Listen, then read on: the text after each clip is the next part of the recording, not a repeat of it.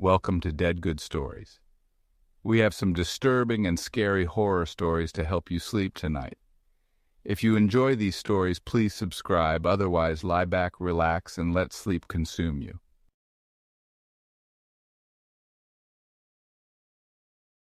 The fire crackled in the darkness, throwing flickering shadows across the trees that surrounded Jack's campsite. The stars overhead twinkled brightly, and the night was calm, almost unnaturally so. Jack had come out here to clear his head, to escape the noise and suffocating pace of city life. He was the only one for miles, or so he thought. Leaning back against a log, Jack sighed, his breath misting in the cool night air. He glanced around the clearing, feeling a strange sense of unease creep into his bones. The woods, usually filled with the sounds of crickets or owls, were eerily silent. It had been that way for the past hour. He tossed another log onto the fire.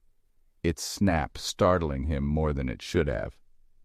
"Get a grip, man," Jack muttered to himself, rubbing his hands together. "It's just your imagination. Nothing out here but you and nature." But then came a rustling. It was faint, like something brushing against the undergrowth just beyond the light of his campfire. Jack froze, his eyes darting to the edge of the woods. His pulse quickened, but he forced a smile. "Probably a deer," he said aloud, as if the sound of his voice could somehow make the night feel less oppressive. The rustling came again, this time closer. "Hello?" Jack called, his voice tense. "Anyone out there?" No answer, only the soft crackling of the fire. He stood up, peering into the thick darkness beyond the firelight. His flashlight was in his hand now, though he didn't remember picking it up. With a click, the beam sliced through the night, illuminating trees, shrubs, and shadows, but nothing else. Jack sighed, feeling foolish. He was letting the isolation get to him. As he turned back toward the fire, he heard it, a whisper, faint, almost imperceptible. "Jack!" The voice sent a cold shiver down his spine. His heart thudded loudly in his chest. He spun around, the flashlight beam cutting wildly through the trees. There was no one there. "Who's there?" Jack shouted, backing up toward the fire. "This isn't funny! Show yourself!" Silence. The woods seemed to swallow his words. He was on edge now, every muscle tensed. Was someone playing a prank on him? But who? He hadn't told anyone where he was going. The whisper came again, this time from his left, closer. "Jack, come here." It was a woman's voice. Soft. Almost familiar. Jack's mouth went dry. His thoughts raced. He hadn't heard that voice in years. It couldn't be her. "Rachel," he whispered, his breath shaky. His fiancée, Rachel, had died 3 years ago in a car accident, but he'd recognize her voice anywhere. There was no answer. The only sound was the wind stirring the leaves. Jack's hands trembled as he grabbed the fire poker. It felt absurd, but he needed something to defend himself. He swung the flashlight beam again, searching desperately for an explanation, anything that made sense. Then he saw it, just beyond the edge of the trees. A figure, tall, shadowy, unmoving. It stood there, staring at him from the darkness, just outside the reach of his light. "Rachel?" Jack called again, his voice cracking. He took a step forward against every instinct that screamed at him to run. The figure remained still, its face obscured in shadow. Jack felt frozen in place, torn between the impossible hope that it was her and the paralyzing fear that it wasn't. Suddenly the figure began to move, slowly, deliberately, toward him. As it stepped into the light, Jack's breath caught in his throat. It was Rachel, or at least it looked like her. She wore the same sundress she had the day she died, but her skin was pale, too pale, and her eyes were all wrong. They were black, empty, like staring into two endless voids. "Jack," she whispered, her lips curling into a twisted smile. "I've been waiting for you." Jack stumbled back, tripping over a log and falling to the ground. His heart pounded as he scrambled away, his mind reeling. "No, you're dead. This isn't real." Rachel, or whatever it was, took another step closer. Her voice remained soft, seductive, but now it held an edge of malice. "You left me, Jack." You promised we'd be together forever. Why did you leave me?" "I didn't!" Jack shouted, panic surging through him. "You died! It wasn't my fault!" Her black eyes glinted in the firelight. "Come with me, Jack. We can be together again, forever." Jack's back hit a tree, and he realized with horror that he was cornered. She was almost on him now, her cold, dead fingers reaching for him. Then, suddenly, her face flickered, like a bad TV signal. For a moment, the figure before him wasn't Rachel anymore. It was something else, something grotesque. Its face was twisted, its skin pale and leathery, eyes sunken into its skull. It grinned, revealing rows of sharp yellow teeth. Jack gasped, trying to push himself further into the tree. What are you?" The creature paused, tilting its head, the illusion of Rachel flickering back into place. It leaned in close, its voice dropping to a whisper. "I'm whatever you need me to be." Jack's mind raced as the weight of the words sank in. This thing, it wasn't Rachel. It had never been her. It had been watching him, waiting for him to come alone, waiting for him to be vulnerable enough to believe the lie. With a burst of adrenaline, Jack grabbed a burning stick from the fire and swung it at the creature. The tip flared as it sliced through the air, and the creature hissed, recoiling from the flames. Its form flickered violently, unable to maintain the illusion any longer. "Stay back!" Jack shouted, brandishing the flaming stick as he stumbled to his feet. The creature snarled, its voice distorting into something monstrous. "You'll never escape me, Jack. I'll always be watching." And with that, it melted back into the darkness, vanishing into the trees as if it had never been there at all. Jack stood trembling, the stick still clenched tightly in his hand. The fire crackled beside him, the only sound in the suffocating silence of the night. He didn't know what that thing was, but one thing was certain. It was still out there waiting, watching.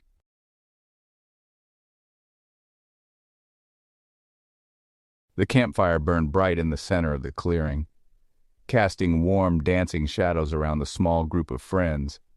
Laughter echoed through the forest as they roasted marshmallows and told spooky stories. It was the last night of their week-long school trip to Blackwood Camp, and no one wanted it to end. "I swear the headless ghost roams these woods," Tyler said dramatically, waving his marshmallow stick like a sword. His face was lit by the firelight, casting eerie shadows across his features. "Tyler, come on. We all know that's just some story the counselors tell to scare us," Emily scoffed, rolling her eyes. She was the sensible one, always shooting down the wild stories Tyler came up with. "Yeah, but it's fun to believe, right?" Sarah chimed in, her eyes wide with excitement. She had been nervous about camping in the woods, but had warmed up to the spooky stories as the week went on. Besides, everyone knows the real legend of Blackwood Camp.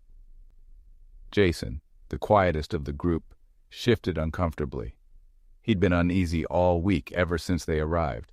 Something about these woods felt wrong. The tall, dark trees seemed to close in around them, and the night felt heavier here. "What's the real legend?" he asked, his voice low. Sarah grinned, leaning in closer to the fire. "Okay, so there's this old story about Blackwood Camp. A long time ago, before it was a camp, it used to be a village, but the people who lived here, they disappeared." "Disappeared?" Tyler interrupted, smirking. "Like aliens or something?" "No," Sarah continued, undeterred. "One night, everyone in the village just vanished. No signs of a struggle, no bodies, nothing. It was like they were erased from existence. The only thing left was their empty houses and the forest surrounding them." Jason shivered, pulling his hoodie tighter around him. He hated this kind of talk, but he couldn't stop listening. "Some say the forest took them," Sarah whispered, "that there's something ancient in these woods, something that watches and waits. They say if you listen closely at night, you can hear whispers, calling your name." As if on cue, the wind stirred the leaves, making the branches rustle like unseen hands were brushing through them. Jason felt a cold chill crawl up his spine. "Yeah, right," Emily scoffed again, though her voice was a little less confident now. "It's just a story." "But is it?" Sarah asked, a mischievous glint in her eyes. "Why do you think they built a camp here? Maybe they're trying to hide what really happened." Jason glanced nervously at the dark line of trees just beyond the firelight. The forest suddenly felt too quiet, too still. He could have sworn he'd seen something move between the trees earlier, but he hadn't mentioned it. He didn't want the others to think he was losing it. "Well, I don't know about you guys," Tyler said, stretching dramatically, "but I think it's time to hit the sack. Last night at camp and all that. We can finish telling ghost stories when we're back home." The group reluctantly agreed, and one by one they put out the fire and retreated to their tents. The night was still and cold, and the thick canopy of trees blocked out most of the stars. Jason crawled into his sleeping bag, but sleep didn't come easily. Hours passed, or so it seemed, and the camp had gone silent. Jason lay there, staring at the ceiling of his tent, unable to shake the feeling that something was wrong. His eyes darted to the zipper flap. Something was moving outside. At first he thought it was Tyler sneaking out to scare them. He loved doing that, but then he heard it. A whisper. "Jason." His heart pounded. It was so faint he wasn't sure if he'd imagined it, but then it came again, more insistent. "Jason, come outside." Every fiber of his being screamed to stay put, to pretend he hadn't heard it, but his body betrayed him. Slowly, against his will, his hand moved to the zipper, pulling it down just enough to peer outside. The campsite was dark, lit only by the dying embers of the fire. The tents of his friends were still and quiet, but at the edge of the woods, barely visible in the moonlight, stood a figure. It was tall and motionless, its face obscured by shadow. Jason's throat went dry. He wanted to shout, to wake the others, but something stopped him. The figure raised a hand and beckoned him forward, its movement slow and unnatural, like it was gliding rather than walking. "Jason, come here," the voice whispered again, though the figure's lips didn't move. Jason stumbled out of the tent, his legs moving of their own accord. His mind screamed to stop, but he couldn't. He followed the figure into the woods, deeper and deeper, until the campsite was just a distant memory. The trees closed in around him, and soon the only light came from the pale moon, filtering through the branches. The figure stopped in a small clearing, its back still turned. "Who are you?" Jason managed to choke out, his voice trembling. The figure slowly turned, and Jason's blood ran cold. It was him, an identical version of himself, down to the clothes he was wearing. But its eyes, they were hollow, empty pits of darkness. "Jason," it said in a voice that was not his own, a low, guttural sound that made his skin crawl. "You should never have come here." Suddenly the figure lunged, and Jason stumbled backward, falling to the ground. His twin's face twisted into a grotesque smile as it leaned over him, its dark eyes boring into his soul. "You can't leave," it hissed. "You're part of the woods now." Jason screamed and scrambled to his feet, running blindly through the trees, his heart pounding in his chest. Branches scratched his face and roots tripped him, but he didn't stop. He ran until he saw the flickering light of the campfire ahead. Bursting into the clearing, he collapsed in front of his friends' tents, gasping for breath. "Guys, wake up! There's something—" But when he looked up, his heart stopped. The tents were empty. Tyler, Emily, Sarah, gone. The entire campsite was eerily silent, as if they had never been there at all. And then he saw them, standing at the edge of the woods. 3 figures, their faces obscured by shadow, watching him with hollow, black eyes. His friends. Jason stumbled back in horror as their voices whispered in unison, "You can never leave, Jason. We're part of the woods now, and so are you." The trees seemed to close in, the forest swallowing him whole as the whispers surrounded him, dragging him into the endless, waiting dark.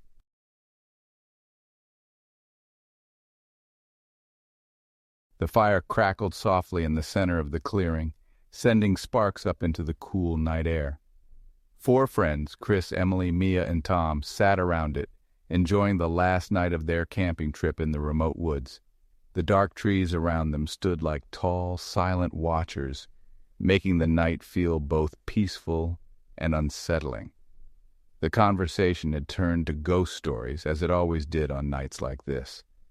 Tom, always the storyteller, was in the middle of a creepy tale about an old, haunted cabin deep in the woods. "And when the hikers opened the door," Tom said, his voice dropping to a whisper, "they saw a figure just standing there with eyes like—" Tom suddenly stopped mid-sentence, wincing as if something had just occurred to him. "Hold up, guys, I really need to pee," he said, standing up quickly. "I'll be back in a sec." "Of course you do," Chris teased, tossing a twig into the fire. "Don't go too far. You don't want the haunted cabin ghost to get you." Tom shot Chris a mock glare, grabbed a flashlight, and headed into the darkness, disappearing behind the trees. The group chuckled as his light bobbed further and further away. The minutes ticked by and the laughter faded. The three friends sat in relative silence, waiting for Tom to return. The fire cracked and popped, but it didn't feel quite as comforting as before. The night was darker now, and the wind had picked up, causing the trees to rustle in a way that made Mia shiver. "How long does it take to pee?" Emily asked after a while, glancing at her phone. "It's been like 20 minutes. "Yeah, where is he?" Mia added, a note of worry creeping into her voice. "Maybe he got lost?" Chris, always the laid-back one, shrugged. "Probably just messing with us. You know Tom. He's probably waiting out there, trying to scare us." But as the minutes stretched on, even Chris began to look uneasy. "Okay, this is weird. I'll call him." Chris pulled out his phone and dialed Tom's number. The others watched him closely as he held the phone to his ear. The line rang once, twice, 3 times, and then, "Hello?" Tom's voice sounded groggy, like he'd been asleep. Chris blinked, confused. "Tom, where the hell are you?" There was a pause. At home? I've been sick all day, man. What are you talking about?" Chris froze, his mind struggling to process what he had just heard. "What do you mean you're at home? You're out here camping with us?" Tom laughed weakly, clearly thinking this was some kind of joke. "Dude, I've been in bed all day. I had the flu. You guys knew that. I didn't go on the trip."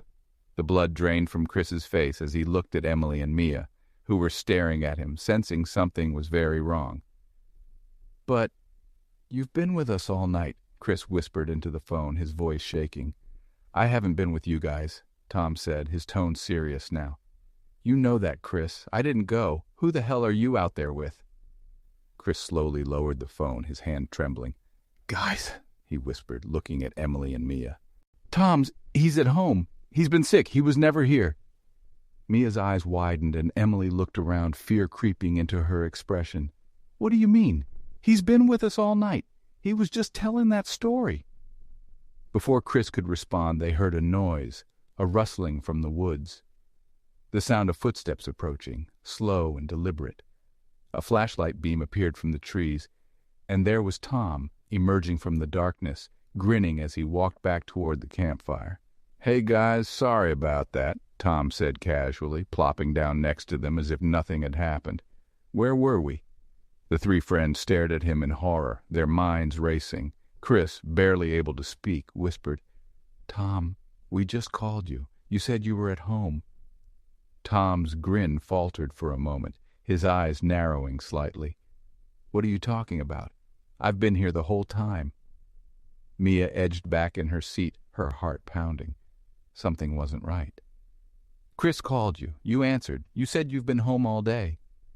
The figure sitting before them was still, watching them with an unsettling intensity. Slowly the smile returned to Tom's face, but it didn't reach his eyes. "You must be mistaken," he said softly. "I'm right here." Chris's heart raced as he glanced at Emily and Mia. The campfire suddenly seemed colder, the night darker. He could feel the presence of the thing sitting next to them, wearing Tom's face but exuding something wrong. "You're not Tom," Chris said, standing up slowly. His voice was shaky, but his eyes were locked on the imposter. "What are you?" The thing wearing Tom's face chuckled, the sound too low, too deep. "Does it really matter?" it asked, its voice taking on a strange, distorted tone. "I'm here now." As the words left its mouth, its skin seemed to ripple, shifting and twitching unnaturally. Slowly it stood up, towering over them. The shape of Tom's body began to distort, the features twisting into something grotesque. Its eyes were the last to change, turning black as coal. Emily gasped, backing away, her hand covering her mouth in terror. Mia clutched Chris's arm, frozen in fear. "I've been here longer than you know," the thing said, its voice barely human anymore. "I just needed an invitation." The fire flickered, and the shadows seemed to grow longer, stretching out like claws toward the friends. The air felt thick, suffocating, and the forest seemed to close in around them. With a grin that stretched impossibly wide, the thing stepped closer to the group. "Thank you for letting me in." Before they could react, the flames of the fire snuffed out, plunging the camp into total darkness. A cold wind swept through the trees, carrying with it a faint, whispering laugh. The friends screamed, but no one heard them. In the silence of the forest, the camp was abandoned, the fire pit cold and lifeless. And in the shadows, the thing that had taken Tom's place watched, waiting for the next group of campers to arrive.